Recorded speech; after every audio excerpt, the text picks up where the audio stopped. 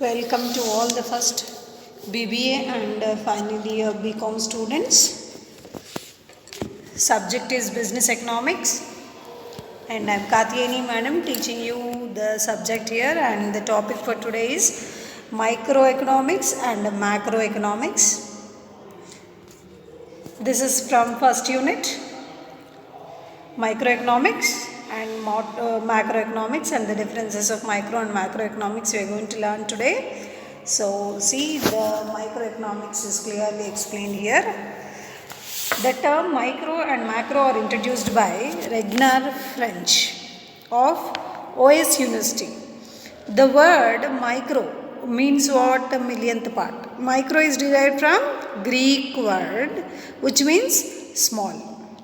Whereas when you compare micro with macro, macro means big. It studies the economic system as a whole. So classic economists have established the microeconomics. You can derive, so it is derived from which word? Greek word which means macros. It means macro or small. As the name suggests, microeconomic studies theories related with individual produce, individual firms and individual industries. Classical economists have been important decision. Classical economists gave the important definition of microeconomics. And here you can see Adam Smith himself is accepting. What accepting? He is accepting the fact that an individual works on inducing the feeling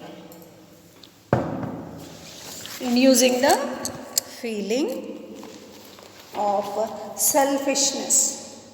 This is an example of his recognition of microeconomics. So Adam Smith observed something. What he observed, all the people, all the individuals, in their behavior, they behave selfish in few cases. Okay, so that selfishness belongs to a particular commodity or a particular person, which indirectly relates to microeconomics. Even neoclassical economists like Marshall had made an individual material welfare on the basis of economics. So neo-economist, he is a neoclassical and who got the new approach. After Adam Smith, Marshall. So he is telling that material welfare, when the material welfare of the human beings comes, they think individually. Economist, it also studies about the individual firms, individual units, okay, and it is related to, when you compare to the whole world, it is a small part what you are learning, which is termed as microeconomics. In fact, classical economists have studied macroeconomics and not separately. Micro and macro are interdependent, we can say clearly. Okay, each are related to both of them. The fundamental tendencies of microeconomics can be classified by the following definitions. So, definitions of microeconomics is explained by Professor Boundling.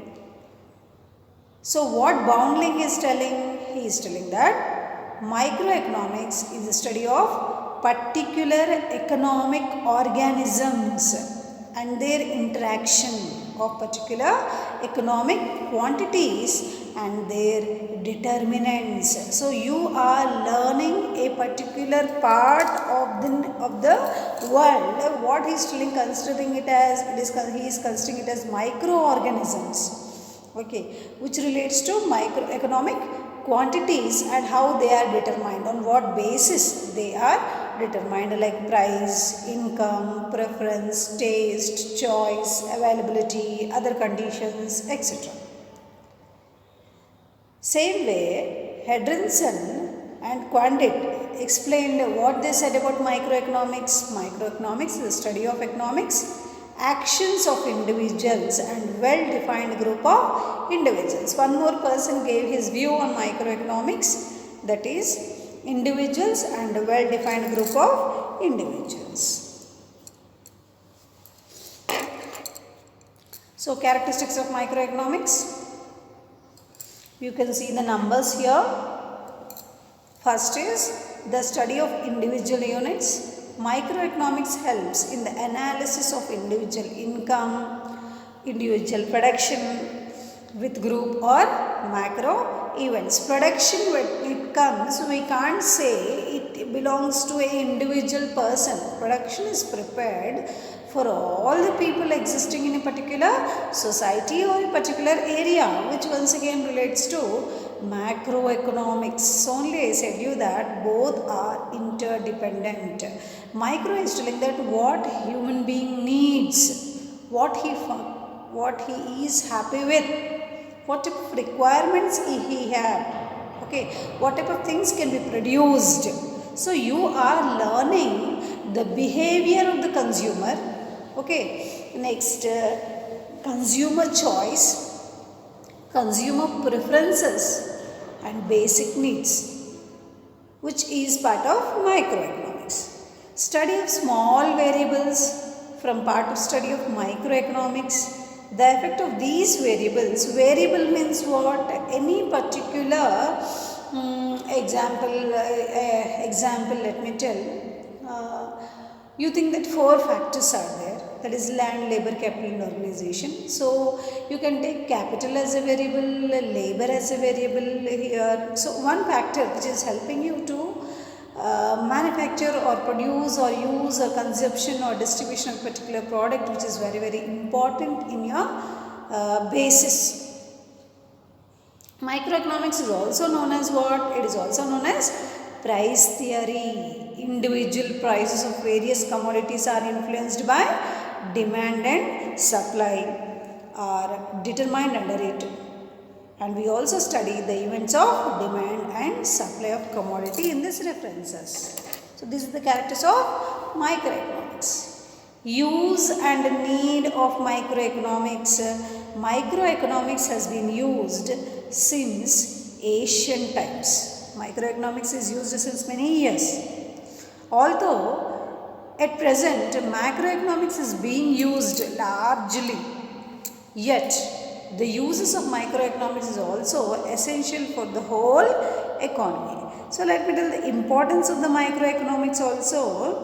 Microeconomics is also called as price theory. It explains the price determination of the individuals, commodities and factors of production.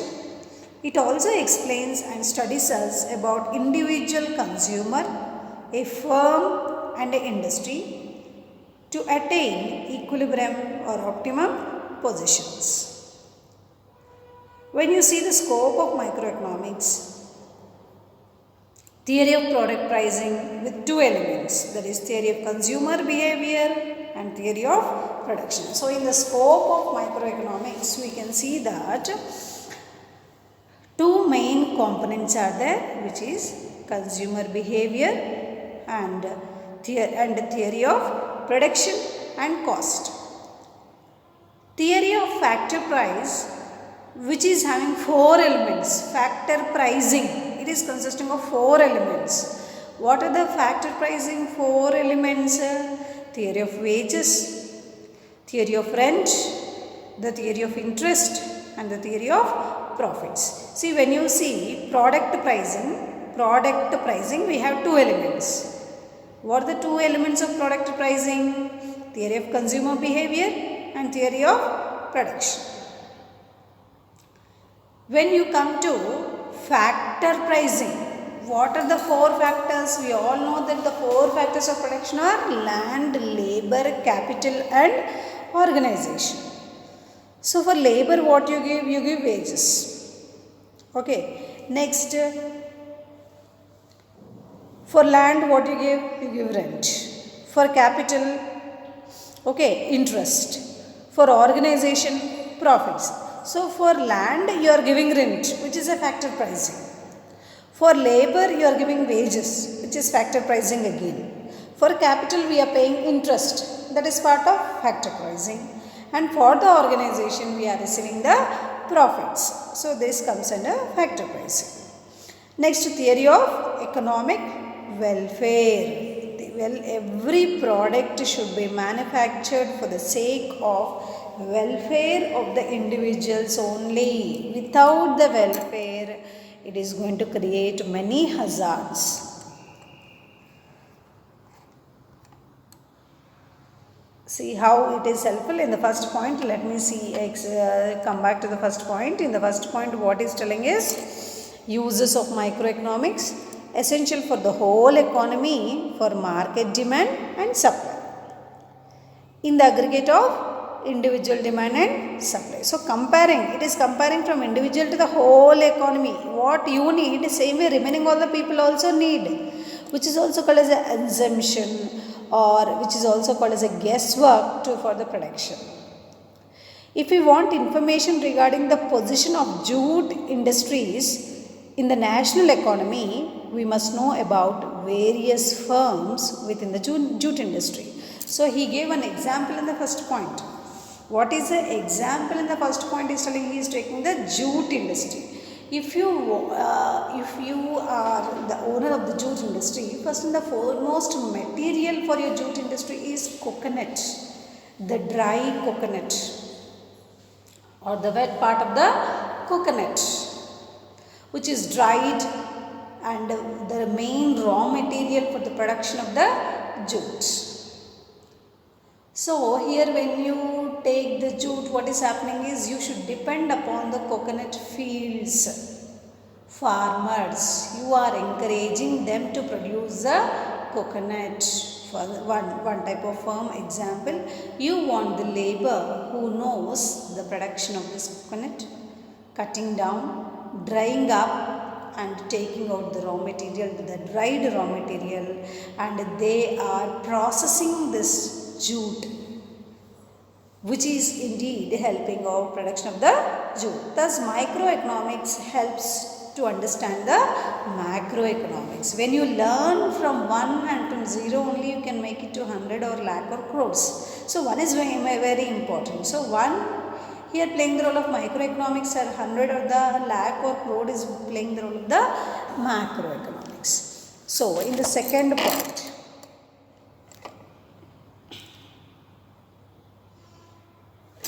when you observe the second point, it is helpful for the whole economy. Microeconomics is helpful for whole economy. How it is helpful to the whole economy? Price determination, distribution are some important problems in an economy. Price determination.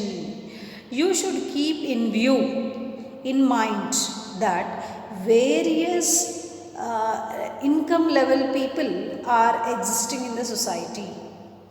All the people are not affordable to price or to purchase the products which are in high price. Of course, the quality is excellent and very good quality. So we should able to understand the remaining all the people existing in the society, and the price determination should be done depending upon the quality of the product as well as distribution also. We have various markets like international, national, local markets as well as wholesale retail markets. Depending upon that, the price is going to vary. Each factor of production demands a great share of itself. So what is happening is each factor, so 4 factors are there, so each factor of production is having its own importance. Likewise, the problems of price determination also exist. Microeconomics has been quite competent in providing a solution for these problems. So microeconomics is helping to solve many problems which are existing in the initial stages of production. Since ancient time, microeconomics has been used for price determination. Microeconomics is used for what? For price determination in the microeconomics. The modes of the price and demand are utilized. Depending upon the demand of the product also, the price is going to vary. Thus, model presents with the fact that price is determined through what type of factors? Relative forces like demand and supply. how far the raw materials are available for producing the product. Supply also is going to influence the price. Demand is also going to influence the price. So how far the people are demanding a particular product and what is the availability of the particular sources of producing the product, both are very, very important for price determination. The equilibrium position exists where the demand and supply are in balance. So when the equilibrium position comes, when the demand and supply curve meets at a particular point. Okay, let me say here. So this is a demand graph. This is y-axis, this is x-axis. You all know that always demand curve flows from left to right and sloping downwards. What is sloping downwards? Demand curve is sloping downwards. So why the demand curve is sloping downwards? Because the consumer is satisfied, he is able to price. As the price is falling, he is purchasing more and more. On the x, we are always measuring the quantity on x. Always we are measuring on y. What you are measuring? You are measuring the price of the particular product or cost of the particular product. So when you see the demand curve, when the consumer is happy, the demand curve is sloping from left to right. Whereas if you see supply curve, how the supply curve, it is moving from your left upwards. Okay, so here what is happening? As the price is high, supply is also increasing. As the price is decreasing, the supply is going to get, when the price is less, supply is less. Means he is going to get very less number of products into the market when there is a price less. When price is increasing, as the price goes on increasing, the person gets more and more of the particular quantity of the product. So this particular place where you can say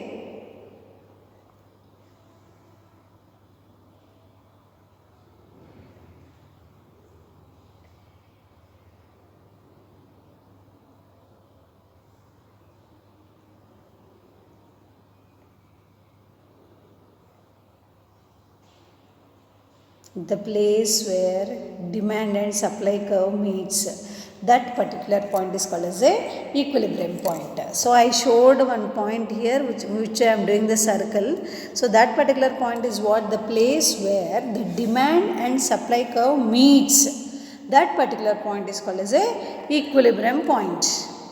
You are able to understand? Equilibrium point is what? The place where the demand and supply curve meets at a particular point. Okay, so this line showing here. So this happens in the market for a short period of time. Microeconomics plays an important role in the determination of economic policies. Under this, government policies are studied with a view on how they affect working of individuals or particular units. Even the government is involving in the microeconomics, how it is for the determination of the price, for making the policies, and study how they are affecting the working of the individuals on a particular units. For example, we can analyze the effect of government policies on the prices of particular commodities and labor cost and affect the government policies of distribution of sources. So government is giving one example, government policies on the prices of particular commodities. We all know that government is having the hand to determine the price of the commodity. Why? Because every product should be made available to the whole population existing in the country or the world. It should be reachable. It should be consumable by all the individuals. So price should be determined in such a way that everyone should be able to purchase a particular commodity. So government is also taking the responsibility here.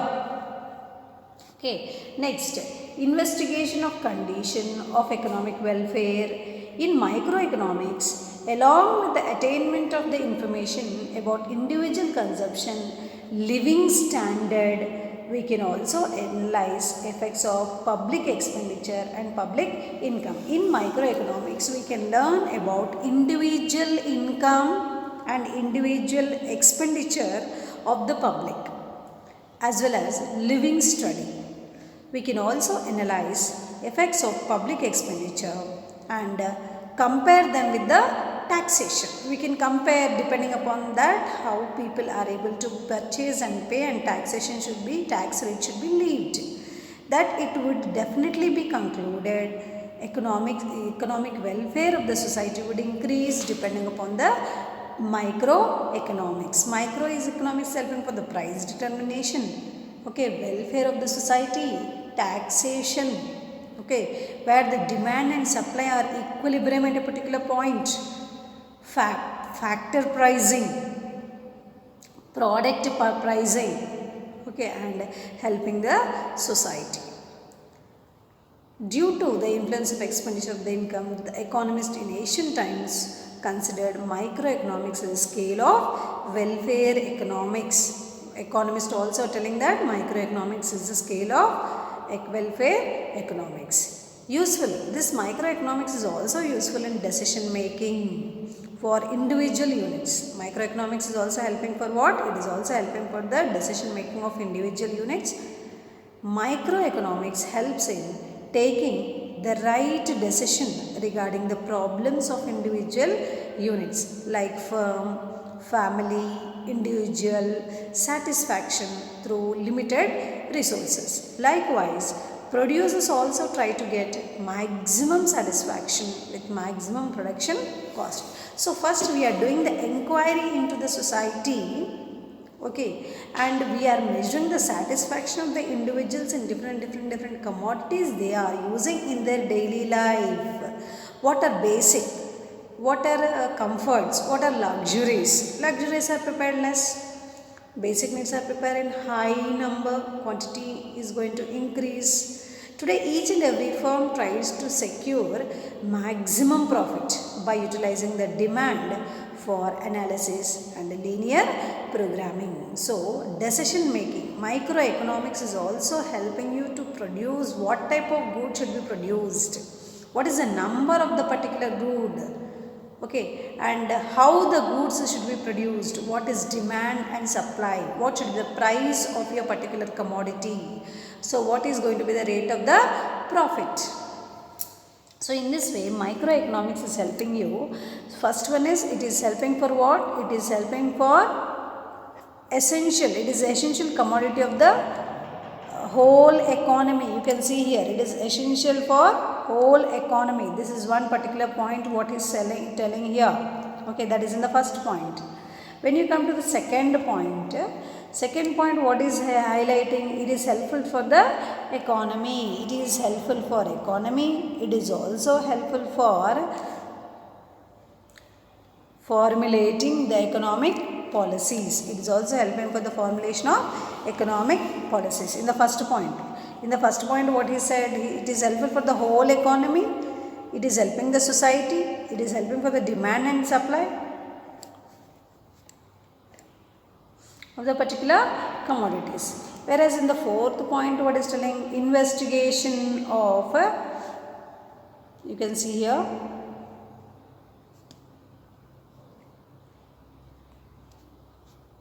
useful and decision making, investigation of the condition. Next, let's see the microeconomics flow chart. It is helping for product pricing, factor pricing, theory of economic welfare. So, product pricing is of how many types again? Two types, that is theory of consumer behavior, theory of production and cost. So, factors, how many factors we have? We have 4 factors. What are the 4 factors? Land, labor, capital, organization. So, land is we are paying rent, for labor we are paying wages, for capital we are paying the interest. This is not internet, this is interest. Okay. Next, profit for the organization. We are paying the profit for the organization. Clear? So, these are the 4 factors of pricing and theory of distribution. Next, theory of economic welfare. When you come to theory of economic welfare, whether the product is suitable for the health condition of the individual or not. Environmental protection, welfare of the individual comes under theory of economic welfare. This is a flow chart. This flow chart you should do in the examination. When you do this flow chart only, you are going to get maximum marks. Next, see some limitations also are there for the microeconomics. What the limitations is? Microeconomics is practiced since era and has been accepted as a essential part of economics for the study of economic problems, but it is having some limitations. What are the limitations here? He gave 4 limitations. First one is presents one side of the coin. We are learning, of course, we are learning about the individual, means we are learning about the small part of the economy. So, microeconomic concerns the study of individual units and not the whole economy. Consequently, this analysis is no way represents the true picture of the countries and world economy. Microeconomics is not able to explain about the analysis of the country as well as the world. In other words, microeconomics approach is quite constructed rather than being broad. Unread assumptions are also there in this microeconomics. Assumptions means what we are guessing. It is based on unread assumptions termed as imaginary, approximate, assumption, okay, sample survey. It is applicable only when an economy is operating under full employment, whereas full employment never exists in any economy. So, Professor Keynes is telling some point here. What Professor Keynes has rightly content is saying that imagining full employment means ignoring our problems. What Keynes is telling is, if you are thinking that you have the full employment means you are ignoring many problems that are existing in the country. Imperfect for some economic problems. There are certain problems that cannot be dealt in microeconomics. Some concepts are there which are not coming under microeconomics. What type of terms are not there? Monetary policy, public finance, industrial policy, exim policy. That is why importance and scope of macroeconomics has increased greatly. This belongs to part of macroeconomics. Okay, certain conclusions of microeconomics analysis are not suited for the point of view of the whole economy. Microeconomics decisions are based on the study of individual. Of course, from the individuals only we are making the assumption, preparing the huge quantity. So, some cases this is not applicable. The individual approach or macroeconomics as well, but practically these approaches do not hold good. Example, it could be said that the savings are good for an individual but not for the economy as a whole, because it adversely affects the consumption, production and employment. So, today's topic we discussed about microeconomics, definition, characteristics, importance or how it is helping the society, as well as limitations. So, in the examination you divide the answer into 5 parts. Microeconomics you divide into 5 parts. There is a definition, scope, features, characteristics and importance and limitations. Clear? So, it is very important topic for you. Microeconomics. This is from which unit is? This is from first unit.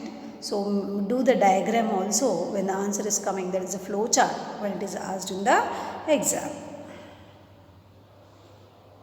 Use and need of microeconomics, characteristics of microeconomics and definition of microeconomics. So, tomorrow's class I will explain you about macroeconomics. Thank you and all the best. Please do the revision at home without forgetting.